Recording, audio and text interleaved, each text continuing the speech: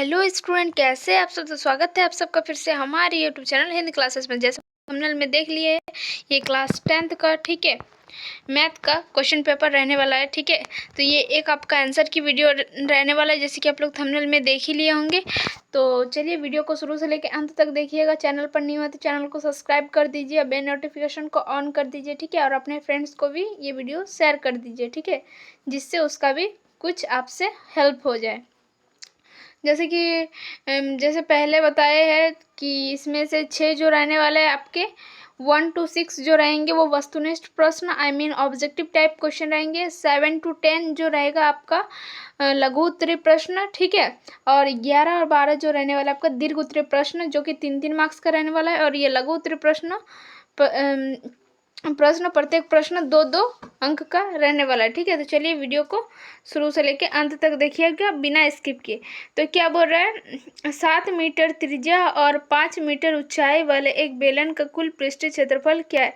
तो बेलन का कुल पृष्ठीय क्षेत्रफल का फॉर्मूला होता है आपका, देखिए यहाँ पर लिख लीजिएगा 2πr r+h। ये बेलन का कुल पृष्ठीय क्षेत्रफल। अगर वक्र पृष्ठीय क्षेत्रफल पूछता तो होता है 2πrh। ठीक है, तो इसमें वैल्यू बिठाएंगे। पाई का मान 22/7 और r आपका दिया है त्रिज्या 7 और इधर 7 प्लस ऊंचाई दिया है आपका 8। तो 7 और 8 इधर हो गया 15, इधर 7 to 7 गया यहाँ पर 44। अगर 22 को 2 से इंटू करेंगे तो 44 हो जाएगा। देन इंटू करेंगे इसको किससे, तो 5 से इंटू करेंगे। ठीक है, तो चलिए देखते हैं। अगर हम इसको इंटू करते हैं 44 को इंटू करते हैं 15 से, तो देन क्या होता है, चलिए देखते हैं, आपको बताते हैं। ठीक है, तो जब आप इसको इंटू कीजिएगा तो इसका जो आंसर आ जाएगा आपका क्या आ जाएगा 660। ठीक है, 660 मीटर स्क्वायर आ जाएगा। तो कौन सा ऑप्शन में दिख रहा है, तो ऑप्शन नंबर बी में दिख रहा है। ठीक है, जो कि आपका करेक्ट आंसर रहने वाला है। तो वो फॉर्मूला में आप पुट करके डायरेक्टली इजीली निकाल सकते हैं। ठीक है, अब चलते हैं हम लोग दूसरा क्वेश्चन। क्या बोल रहा है, एक लंब क्या बोल रहा है वृत्तीय शंकु का आयतन का सूत्र क्या होता है। तो ठीक है, शंकु के आयतन का सूत्र पूछ रहा है, तो इसका क्या होता है 1/3 पाई आर क्यूब एच होता है, या फिर 1/2 पाई आर स्क्वायर एच, या फिर होता है 1/3 पाई आर स्क्वायर एच, या फिर होता है 1/2 पाई आर क्यूब एच। तो ये जो होता है ऑप्शन नंबर इसका कौन सा हो जाएगा, ऑप्शन नंबर सी। ठीक है, ऑप्शन नंबर क्या हो जाए, एक लंब वृत्तीय शंकु के आयतन का सूत्र क्या होता है, तो 1/3 पाई आर स्क्वायर एच। ठीक है, option number C is correct answer. Next question क्या चलता है, क्या बोल रहा है, यदि किसी अर्धगोले की त्रिज्या 3 मीटर है तो उसका आयतन ज्ञात कीजिए। ठीक है, अगर अर्धगोले का त्रिज्या दिया हुआ है तो उसका आयतन पूछ रहा है। तो चलिए देखते हैं इसका फॉर्मूला।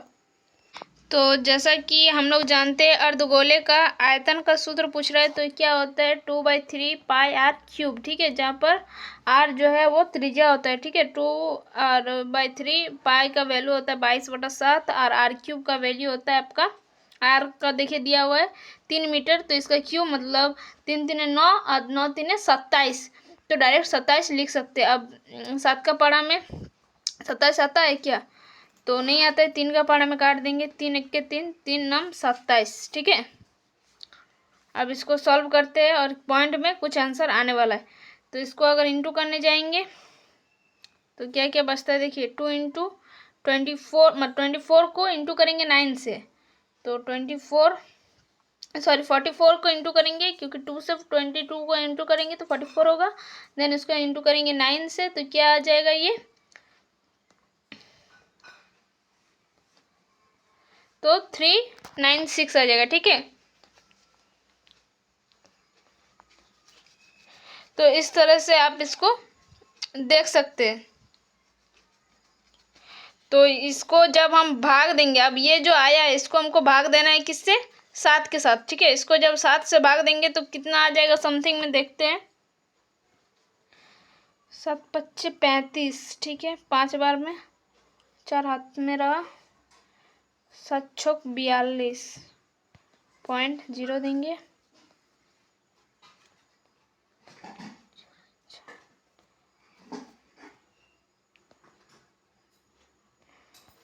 तो 6.52 ये आपका हो जाएगा। ठीक है, ये जो भाग दिए तो ये वाला आ रहा ऑप्शन नंबर बी। तो देख सकते हैं, इस तरह से लिख लेंगे। ठीक है, फिर क्या बोल रहा है क्वेश्चन नंबर 4, दिए गए ठोस का पृष्ठीय क्षेत्रफल ज्ञात कीजिए जो एक अर्धगोले पर खड़ा शंकु के आकार का है। शंकु का त्रिज्या इतना और ऊंचाई इतना है, और ऊंचाई 5 सेमी और 12 सेमी है।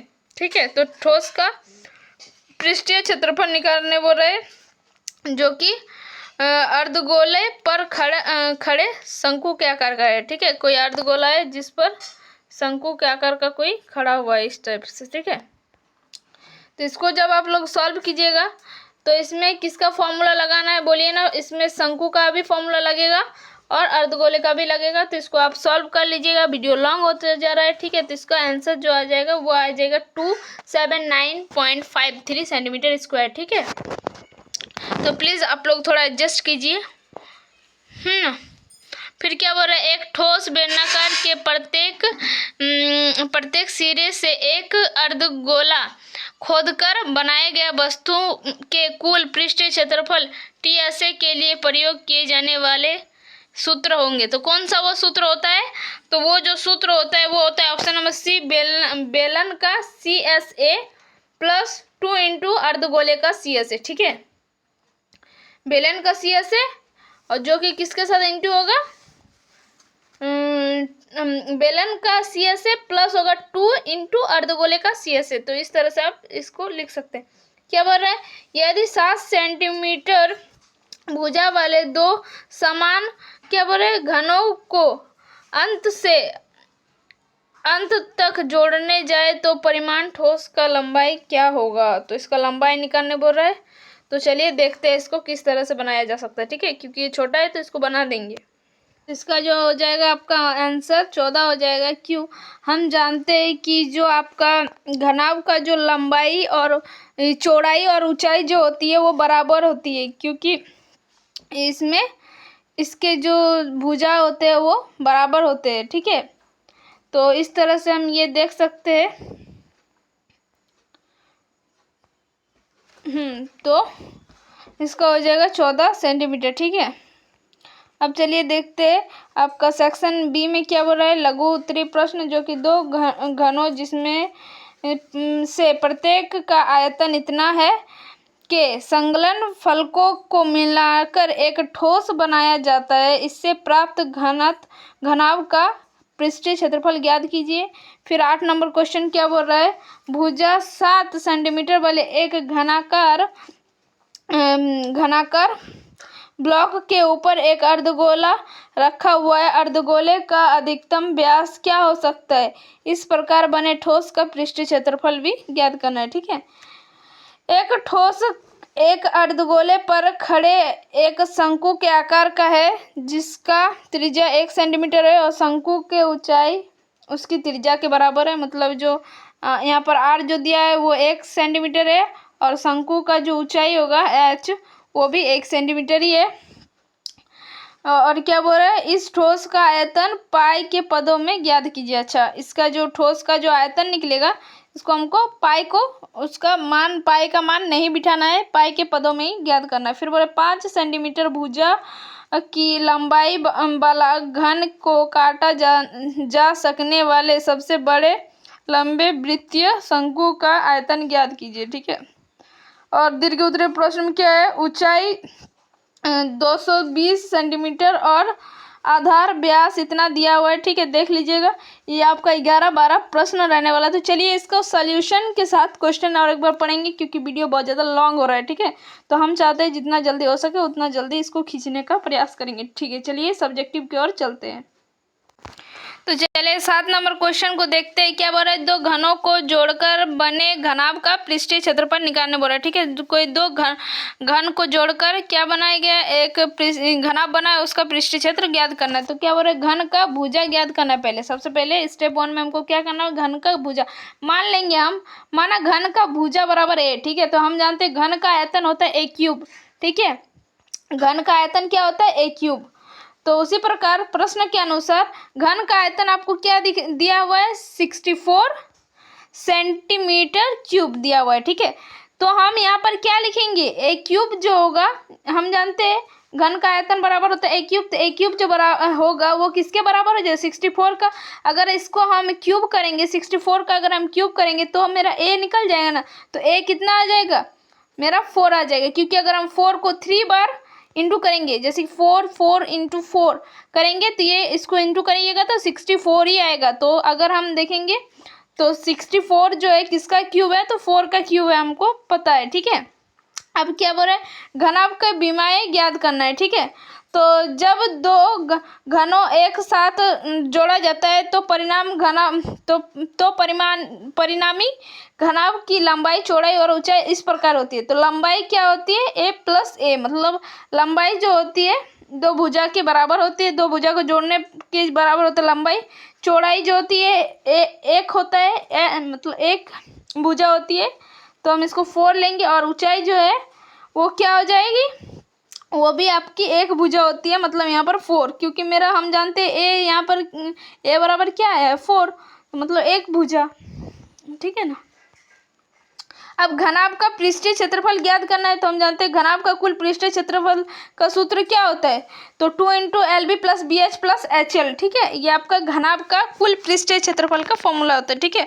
अब हम एक आपको कमेंट करने बोल रहे हैं, घनाभ का वक्र पृष्ठीय क्षेत्रफल आप कमेंट में लिख के जाइएगा, ठीक है। ये आपका होमवर्क रहने वाला है, क्योंकि कुछ कुछ तो आप लोग भी पढ़िए। फिर इसमें एल बी एच, जब हमको सारा का मान पता है, हम निकाल चुके, एल मतलब लंबाई, बी मतलब चौड़ाई, एच मतलब ऊंचाई, ठीक है। अब सबका खाली मान पुट करना है और कुछ नहीं करना है, आप इसको सॉल्व करते जाइएगा तो 160 सेंटीमीटर स्क्वायर आ जाएगा। तो घनाभ का पृष्ठीय क्षेत्रफल 160 सेंटीमीटर स्क्वायर। चलिए नेक्स्ट क्वेश्चन की ओर बढ़ते हैं, ठीक है। आई होप आपको समझ में आ गया होगा, ठीक है। क्या बोल रहा है, घनाकार ब्लॉक का पर अर्धगोला है, ठीक है। तो चलिए इसको देखते हैं किस तरह से है। तो ये थोड़ा कॉम्प्लेक्स करके बनाया है, आई होप आप लोग ये चैप्टर पढ़ लिए होंगे तो आप लोग आसानी से इसको बना पाइएगा, ठीक है। अर्धगोले का अधिकतम व्यास ज्ञात करना है, ठीक है।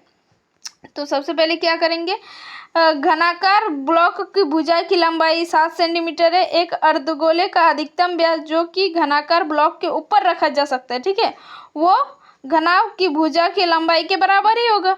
क्योंकि अगर कोई बोल रहा है, कोई जो है कोई एक नीचे रखा गया है घनाभकार ब्लॉक, उसके ऊपर रखा जाना है किसको, एक अर्धगोले को, तो वो किसके बराबर हो जाएगा, अर्धगोले का जो अधिकतम व्यास हो जाएगा वो बराबर हो जाएगा आपका जो घनाभकार ब्लॉक के बराबर हो जाएगा, ठीक है। तो घन का जो भुजा होगा उसके लंबाई के बराबर हो जाएगा। तो अर्धगोले का अधिकतम व्यास डी, ठीक है, अधिकतम व्यास मतलब होता है डी, जिसको डी से डिनोट करते हैं, तो 7 सेंटीमीटर। अब चलिए नेक्स्ट क्या किए देखते हैं। ठोस का पृष्ठीय क्षेत्रफल ज्ञात करना है। तो ठोस के पृष्ठीय क्षेत्रफल घन के कुल पृष्ठीय क्षेत्रफल और अर्ध गोले के वक्र पृष्ठीय क्षेत्रफल के योग के बराबर होगा, ठीक है। जिसमें से अर्धगोले के आधार का क्षेत्रफल घटा दिया जाएगा, क्योंकि यह घन के शीर्ष पर स्थित है, ठीक है। तो घन का भुजा 7 सेमी है, तो अर्धगोले का त्रिज्या कितना हो जाएगा, डी बाई हाफ, मतलब 7/2 सेंटीमीटर हो जाएगा, ठीक है।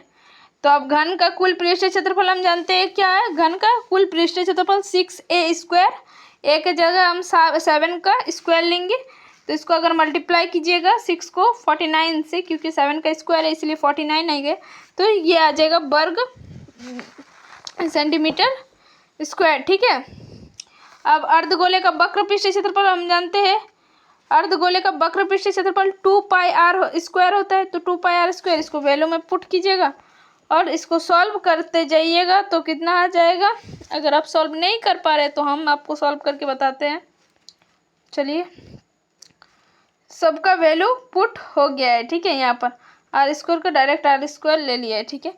चलिए यहाँ से 2 1 2 2 2 4, 2 1 2 2, यहाँ पर 11 2 22, 7 1 7, 7 7 49, तो कितना आ जाएगा 77 वर्ग सेंटीमीटर स्क्वायर, ठीक है। तो ये आपका अर्धगोले का वक्र पृष्ठीय क्षेत्रफल आ गया, ठीक है, 77। अब हम चलेंगे किसकी ओर, अब लिखेंगे अर्धगोले का आधार का क्षेत्रफल। तो इसका होता है πr², तो इसमें भी वैल्यू पुट करना है और फिर इसको देखिए ये सॉल्व किया है, 7 1 7, 7 9 14, सॉरी 7 7 49, है ना। तो 49 और इसको मल्टीप्लाई करिए। चलिए देखते हैं, 2 2 जा 4 और 2 11, तो इसको 77/2 वर्ग मीटर स्क्वायर। अब इसको देखेंगे, ठोस का पृष्ठ क्षेत्रफल जो होगा वो बराबर हो जाएगा घन का कुल पृष्ठ क्षेत्रफल का, प्लस होगा किसका, अर्धगोले का वक्र पृष्ठ क्षेत्रफल, माइनस होगा अर्धगोले का आधार का क्षेत्रफल। तो पूरा सारा वैल्यू को हम निकाल चुके हैं। तो इसको अगर सॉल्व कीजिएगा तो इसको और इसको जोड़ लीजिएगा। तो ये देखिए मेन चीज़ है ये। तो ठोस का पृष्ठ क्षेत्रफल निकालने के लिए पहले क्या किए, घन का कुल पृष्ठ क्षेत्रफल। तो घन का कुल पृष्ठ क्षेत्रफल क्या होता है आपका 6a², ठीक है। और देन हम उसके बाद क्या लिखे, उसके बाद हम निकाले अर्धगोले का वक्र पृष्ठ क्षेत्रफल जो कि क्या होता है 2πr²। फिर निकाले अर्धगोले का आधार, ठीक है, जो कि होता है πr², आधार का क्षेत्रफल। तो तो ये दोनों को जो ये पूरा में से इसको और इसको में से इसको घटाना है बस, है ना। तो आप देख लीजिएगा किस तरह से। तो बस यही आपका आंसर लिखना। तो लिखना है अर्धगोले का अधिकतम व्यास 7 सेंटीमीटर है। इस प्रकार बने ठोस का पृष्ठीय क्षेत्रफल 332.5 वर्ग सेमी है, ठीक है। तो चलिए नेक्स्ट क्वेश्चन की ओर बढ़ते हैं। ठोस का आयतन ज्ञात करना है, ठीक है। शंकु और अर्धगोले का आयतन ज्ञात कीजिए। तो पहला क्या प्रश्न के अनुसार ठोस एक अर्धगोले पर खड़ा एक शंकु के आकार का है। तो शंकु का और अर्धगोले का त्रिज्या 1 सेंटीमीटर है। शंकु का ऊंचाई भी क्या बोला था, तो त्रिज्या के बराबर है। तो ये भी 1 सेंटीमीटर हो जाएगा, ठीक है। जितना आर था उतना ही है। तो शंकु का आयतन हम क्या जानते हैं 1/3 πr²h। तो शंकु का आयतन होता है 1/3 πr²h। तो ये फॉर्मूला पे रखेंगे सारा मान को, पाई को पाई में ही रखने देंगे क्योंकि इसको कन्वर्ट करने मना किया है। तो खाली हम r² का जगह 1 का स्क्वायर और h की जगह भी 1, तो ये हो गया 1/3 पाई। अब इसको क्या कर देंगे, अर्धगोले का आयतन का सूत्र। अब अर्धगोले का आयतन होता है 2/3 πr³। तो यहाँ पर हम पाई को एज इट इज़ रखने वाले हैं और आर हम जानते हैं आर त्रिज्या का वैल्यू 1 है। तो 1 का क्यूब मतलब 1 ही हो जाएगा। तो 2/3 पाई हो जाएगा, ठीक है। इस तरह से अर्धगोले का भी हम आयतन निकाल चुके हैं। अब क्या हो रहा है, ठोस का कुल आयतन ज्ञात करना है। तो ठोस के कुल आयतन दोनों के आयतनों का योग होगा, ठीक है। तो ठोस का कुल, क्योंकि एक उसमें शंकु भी था और क्या था, एक अर्धगोला था। तो ठोस का कुल आयतन दोनों के आयतनों के योग के बराबर होगा, ठीक है। तो एक था आपका ये जो है आपका शंकु का आयतन है और ये आपका अर्धगोले का आयतन। तो इसको आप ऐड कर दीजिएगा। तो ये आ जाएगा 3/3 पाई, मतलब 3 1 3, 3 से कट गया तो 1 पाई लिख सकते हैं या फिर एज ओनली पाई, ठीक है। तो ये आपका है ठोस का कुल आयतन। ये आपका दोनों के आयतन का जो ठोस का कुल आयतन है वो आपका निकल गया पाई, ठीक है। तो ठोस का आयतन पाई घन सेमी है, ठीक है। इस तरह से आप लिख सकते हैं, मतलब पाई सेंटीमीटर क्यूब, क्योंकि घन का आयतन पूछ रहा है तो इसको क्यूब में लिखा जाता है, ठीक है। आयतन को क्यूब में लिखा जाता है, यूनिट को। तो चलिए अब नेक्स्ट क्वेश्चन की ओर बढ़ते हैं। चलिए अब देखते हैं क्या बोले, घन से काटे जा सकने वाले सबसे बड़े शंकु का आयतन ज्ञात कीजिए। तो शंकु का आयाम निर्धारित करें, ठीक है। तो क्या बोले, 5 सेमी भुजा वाले घन से काटे जा सकने वाले सबसे बड़े लंब वृत्तीय शंकु के लिए, ठीक है। तो क्या बोले, शंकु का ऊंचाई h लिए घन की भुजा की लंबाई के बराबर होगा। तो h जो है वो किसके बराबर है, जो घन का जो भुजा होगा, एक भुजा उसके लंबाई के बराबर। तो h यहाँ पर 5 सेमी है। तो शंकु का आधार का व्यास घन के भुजा की लंबाई के बराबर होगा, मतलब व्यास भी होगा 5 सेमी। तो इसका त्रिज्या अगर निकालने जाएंगे तो 5/2, क्योंकि हम जानते हैं जो d होता है वो किसके बराबर होता है, ये जो d होता है वो होता है आपका 2r के, ठीक है।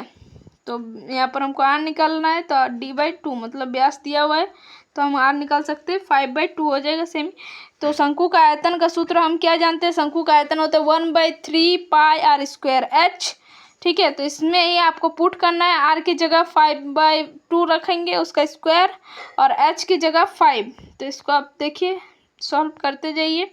तो ये आपका कुछ इस तरह से आएगा, पाई का वैल्यू नहीं बिठाया है। तो यही पूछा था आपको, ठीक है।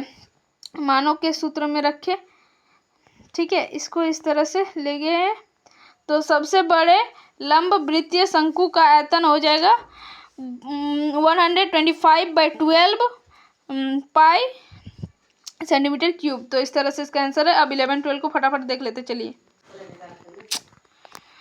स्तंभ का क्या पूछ रहे, द्रव्यमान ज्ञात करें, ठीक है। तो पहले बेलन का आयतन ज्ञात करेंगे। तो ठीक है, बेलन का आयतन के लिए हमें एच चाहिए। तो यहाँ पर दिया हुआ है 220 सेंटीमीटर और आधार का व्यास दिया है D1 जिसको करके दिया हुआ है वो है आपका 24 सेमी और त्रिज्या है आपका।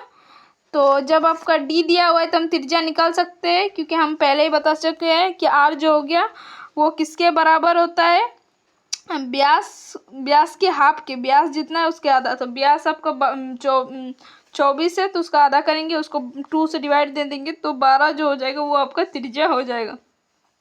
तो बेलन का आयतन का फॉर्मूला हम पहले ही पढ़ चुके हैं। तो वो तो बेलन का आयतन का अब लगाना है, ठीक है, शंकु नहीं बेलन। तो बेलन का होता है पाई आर स्क्वायर एच, ठीक है। तो यहाँ पर R1 R2 लिया है क्योंकि वहाँ पर 2 R है इसलिए। तो इसको सॉल्व करने चाहिए। पाई का वैल्यू आप यहाँ पर 22/7 नहीं लिया, यहाँ पर लिया है 3.14, ठीक है। तो देख सकते हैं इस तरह से। फिर बोले दूसरे बेलन का आयतन ज्ञात करें। दूसरे बेलन की ऊंचाई H2 बराबर है आपका 60 सेमी है और त्रिज्या R2 बराबर है 8 सेमी, ठीक है। तो आप इसको देख सकते हैं दूसरे बेलन का आयतन। तो बेलन का आयतन यहाँ पर R2 R3 का मान दिया हुआ है, R2 R1 का मान दिया है, H2 H1 का मान दिया है। तो सबका धीरे धीरे से पुट करेंगे। R की जगह R2 की जगह 8 सेमी का स्क्वायर और यहाँ पर H की जगह 60 बिठा देंगे और इसको सॉल्व करते जाएंगे। तो ये आपका कुछ इस प्रकार से पॉइंट में आंसर आएगा, क्योंकि पाई को हम लोग यहाँ पर 22/7 ना लेके क्या लिए है, लिए 3.14। तो अब कुल आयतन ज्ञात करना है। तो कुल आयतन बराबर हो जाएगा V1 पहले का आयतन और दूसरे का आयतन, तो दोनों को ऐड कर देंगे तो हमारा फाइनल आयतन आ जाएगा इतना सेंटीमीटर क्यूब, ठीक है। तो इस तरह से आप लिख सकते हैं। और स्तंभ का द्रव्यमान ज्ञात करना है। तो दिया गया है 1 घन सेमी लोहे का द्रव्यमान 8 ग्राम है। स्तंभ का द्रव्यमान कुल आयतन का 8 गुना है। तो कुल आयतन मेरा कितना था, तो इतना निकला। तो इसका 8 गुना, अब इसको 8 से इंटू कर देंगे तो ये आ जाएगा आपका इस तरह से कुछ। तो 9,326.4 इस तरह से कुछ आपका रहने वाला है ग्राम, ठीक है। तो इस तरह से इसको लिख लेंगे। और नेक्स्ट क्वेश्चन और आज का लास्ट क्वेश्चन देखने वाले क्या है। क्वेश्चन में क्या बोल रहे हैं, दवा का कैप्सूल का पृष्ठीय क्षेत्रफल निकालना है, ठीक है। क्या बोल रहा है, कैप्सूल के विभिन्न भागों की बीमाई ज्ञात कीजिए। तो कैप्सूल एक बेलन और 2 अर्धगोले से मिलकर बना है। तो कैप्सूल में क्या होता है, कैप्सूल इस तरह से देखने में होता है। तो एक तो बेलन है यहाँ पर, ठीक है, और 2 क्या है, अर्धगोला है, ठीक है। तो उसमें पहले हमको बेलन का भी चाहिए और अर्धगोला का भी। तो कैप्सूल की कुल लंबाई जो कि आपका दिया है 14 mm और कैप्सूल का व्यास दे दिया है 5 mm, ठीक है। तो इसका कैप्सूल का त्रिज्या निकाल सकते हैं 5/2 mm या 2.5 mm, ठीक है। तो अब इसका हमको फॉर्मूला लिखाना है। 2 अर्धगोले का कुल लंबाई है जो कि है आपका 2 × R। कुल लंबाई कितना हो जाएगी 2 × R, मतलब R यहाँ पर हम कितना निकाले 2.5, तो ये 5 mm हो गया। और बेलन की लंबाई दिया है 2R, ठीक है। पूरा L में से माइनस करेंगे 2R को, तो ये आपका बेलन की लंबाई है, ठीक है। क्योंकि एक अर्धगोला में ये अर्धगोला है, इसमें से इसको और इसको घटाएंगे तभी तो इस बेलन का लंबाई निकलेगा। तो बेलन का लंबाई कितना है, पूरा L में से अगर 2R को, ये 2R को माइनस करेंगे वो, ठीक है। तो ये 9 mm आ जाएगा। तो बेलन और अर्धगोले का पृष्ठीय क्षेत्रफल ज्ञात करना है। तो बेलन का पृष्ठीय क्षेत्रफल क्या होता है 2πRh, मतलब वक्र पृष्ठीय क्षेत्रफल, ठीक है। और 2 अर्धगोले का पृष्ठीय क्षेत्रफल होता है 2 है, तो इसीलिए 2 से इंटू करेंगे। और अर्धगोले का पृष्ठीय क्षेत्रफल होता है 2πr², ठीक है। ये आपका अर्धगोले का वक्र पृष्ठीय क्षेत्रफल है। तो इसको अब इंटू करेंगे तो यहाँ पर हो जाएगा 4πr²। इसको सॉल्व कीजिएगा, वैल्यू भी चाहिए, इसका वैल्यू भी चाहिएगा और दोनों को ऐड कर दीजिएगा। फाइनली यहाँ पर R का वैल्यू हम बता चुके हैं, H का वैल्यू दिया हुआ था और यहाँ पर भी पाई का और R का वैल्यू दिया हुआ है। तो आप चाहे तो इसको आराम से कर सकते, या फिर दोनों को ऐड करके भी कर सकते हैं। यहीं पर सॉल्व कर लीजिएगा। तो टोटल जो होगा कैप्सूल का कुल पृष्ठीय क्षेत्रफल होगा आपका A1, एक को A1 मान लीजिए, एक को A2 मान लीजिए, और A2 के बराबर के। तो A1 था आपका 2πRh, मतलब बेलन का वक्र पृष्ठीय क्षेत्रफल, और एक था आपका πr² जो कि अर्धगोले का पृष्ठीय क्षेत्रफल। तो दोनों को ऐड करेंगे और अब ये आपका फाइनल रहा। अब इसमें वैल्यू पुट करना है और देन आपका फाइनल आंसर। ठीक है, तो इस तरह से आप देख सकते हैं 220 mm, हाँ पृष्ठीय क्षेत्रफल ना, तो हो जाएगा। ठीक है, तो बस आज के लिए इतना ही, फिर मिलते हैं नेक्स्ट वीडियो में। तब तक के लिए बाय बाय, टेक केयर, जय हिंद, वंदे मातरम।